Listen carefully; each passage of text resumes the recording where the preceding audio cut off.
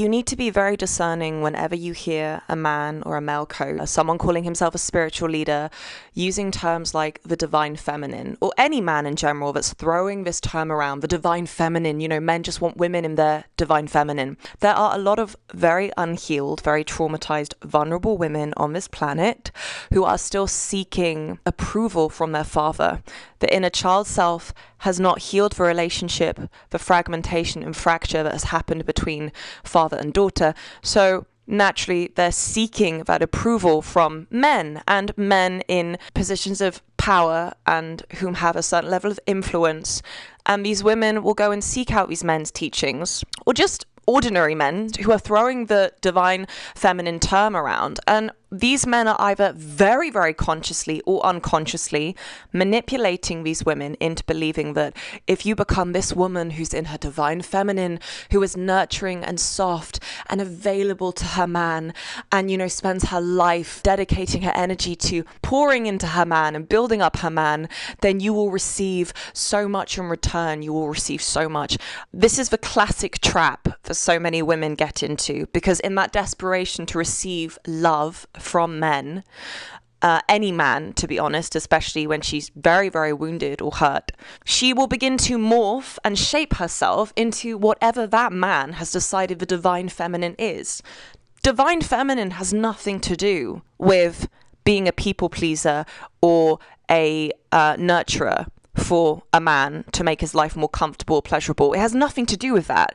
These terms, divine feminine, dark feminine, these archetypes of women are women who know how to, yes, they embody that energy of nurturing, but that energy of nurturing is something that they can extend to everyone that they cross paths with. It's not reserved for one sole individual man. And a lot of these men are seeking to condition these women to become these subservient, submissive little woman slaves. And of course, these women don't understand what they're getting themselves into. When you're so traumatized, you don't have the intuitive awareness and understanding that the men that are teaching you these things don't care about you. They don't care about your well-being. They're not here to see you rise into your power, to see you develop and actualize yourself. That's not their agenda. Their agenda is to keep as many women in this submissive, serving men narrative construct.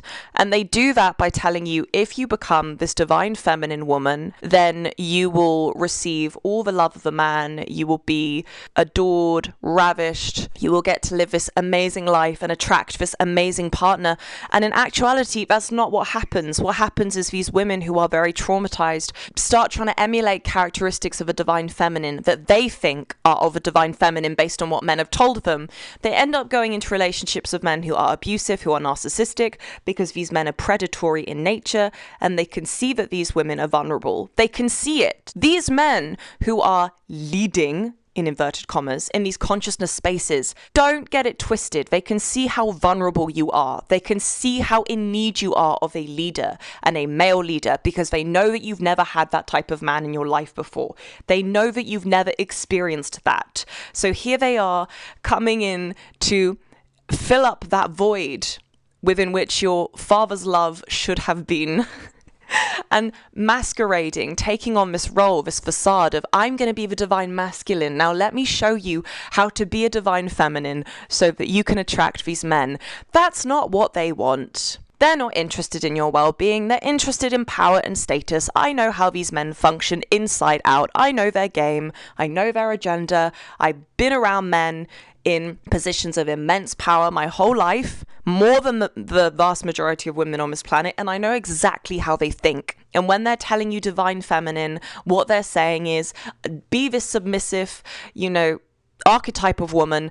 Isn't it interesting that men never talk about the dark feminine? Because a dark feminine, a woman who's operating in both her dark feminine and divine feminine equally as much, cannot be dictated to, cannot be influenced, cannot be infiltrated or swayed by any authority figure outside of her. She cannot be swayed, manipulated by anyone, and particularly men. So I just want you to really dwell on that for a while. It's interesting that none of these men are encouraging you to come into your dark feminine. They're encouraging you to come into your divine feminine because they know that's going to make it very, very easy for you to be manipulated. Like I said, they had their own agenda.